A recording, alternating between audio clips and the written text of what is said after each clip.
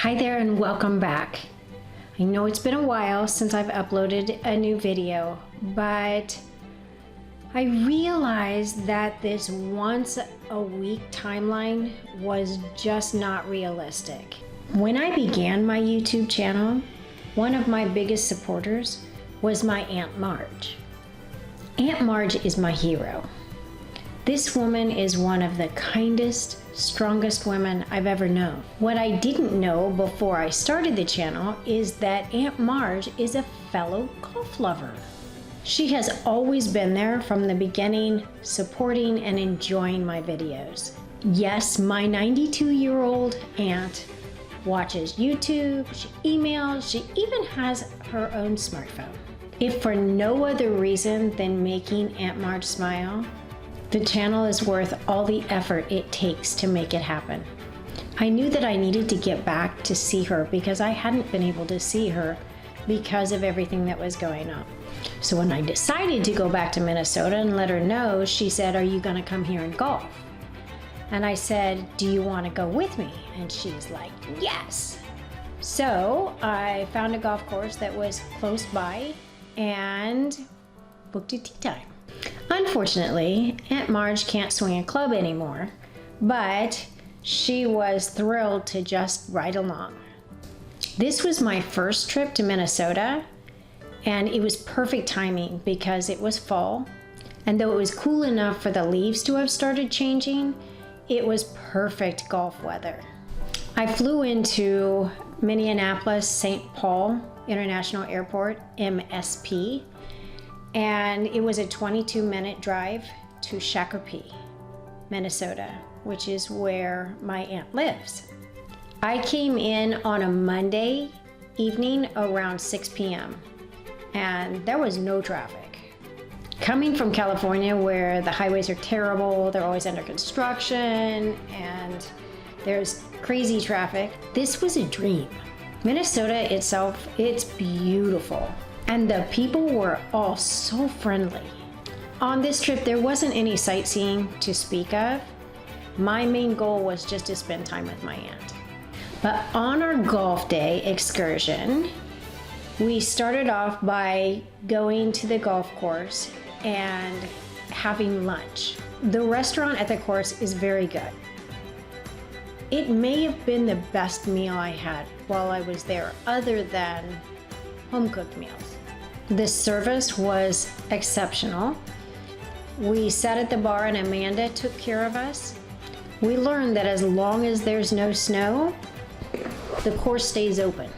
The pro shop was good, and the staff in there, Brian, he was very nice. And once I told him what we were up to, and he knew that Aunt Marge was a ride along, he hooked us up. He didn't charge me for 2 rounds, which I thought was very nice. Because I was only going to golf that one day, I didn't bring my clubs, so I rented clubs. In the set, there was a lot of irons, and it required me choking up quite a bit on the clubs, but it wasn't terrible. The carts were very basic. They had no GPS. They did have windshields, which we were grateful for, and they do provide coolers, but you go into the restaurant and ask for a cooler, and Amanda will fill it up with whatever you're willing to buy. There is a driving range and a practice putting green. We saw the putting green and it looked lovely. Unfortunately, we didn't have enough time to get to the driving range, which I'm really disappointed that we didn't, because if you read what the website says about the driving range, it seems pretty spectacular. The starter here was a great guy. This is a guy you can tell he loves his job. And honestly, everyone we met at the course, you can tell they take a lot of pride in their jobs and they really love working at the course. The starter gave us tips on the course, and he was also very kind to Aunt Marge. We were paired up with 2 nice gentlemen, and they got a kick out of what we were doing. The course has a ton of elevation changes. The first hole is a par 5 with a huge downhill green that warms you up to what's coming. This hole is listed as 4 handicap. So after playing this hole, I felt pretty good about how I would be able to manage this course. For the ladies' tees, the slope was 121, and my home course is 135. So I figured I won't have any trouble with this course. Well, it wasn't my best round, but I blame it on the clubs. There's nothing worse than putting with a new putter and without your 60. Okay, that's a lot of excuses. I know. There are hazards on this course. The hazards are what I think was a lot of corn stalks, and there were some sand traps, not a lot. They did have sand in them, and they had a rake.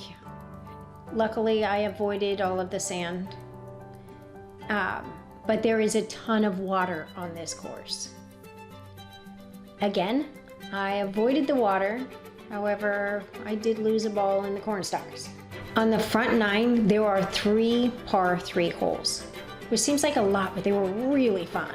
The tee boxes, they were okay. A bit rough.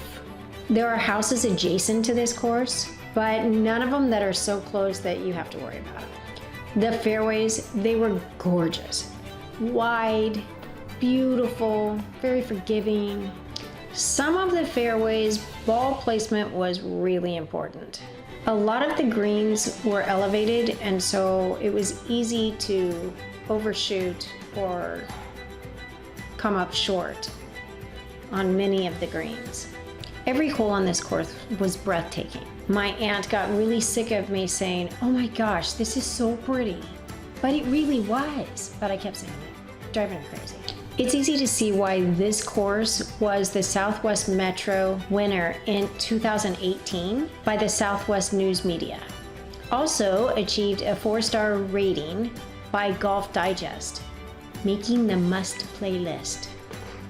Must play it. It was funny, on one of the holes, there was a street running alongside the course named Jennifer Lane. It's meant to be. There are mature trees all over this course, and they're just beautiful. The hole markers on this course are not always easy to see, but navigating the course was not challenging. There are 2 holes on the front 9 that are notable. Hole 7, from the men's tees, you land on what appears to be an island green. Now from the ladies' tees, it's not such an island.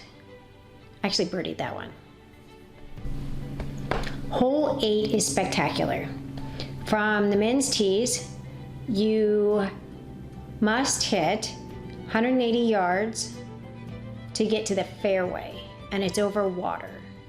And to get to the fairway, you go on a 2-cart ferry that takes you across the water over to the fairway.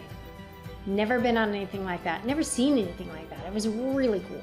On each hole, it seemed like there was something special about it, whether it be a ferry ride or it be a covered bridge or winding through beautiful foliage of the trees. There are restrooms on the front 9 and the back 9, and you do at between hole 9 and 10, you do make it back to the clubhouse, so there's restrooms there as well.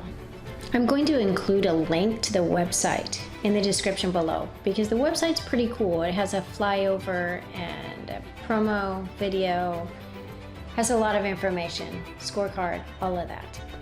I'll also include a link to the scorecard in the description below. On the day we played, the sun really never came out, and the temperature stayed in the high 60s. After 9 holes, Aunt Marge had enough fun for one day, so we called it. I would love to go back and play all 18 holes. I hope that if you find yourself in Shakopee, Minnesota, that you will play the Stonebrook Golf Club. Say hi to Amanda for us, and then let me know what you think about the back 9. Thanks for watching.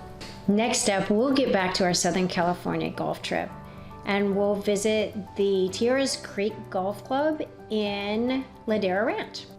Remember, if you like this video, give me a thumbs up, and don't forget to subscribe. I'll see you next time.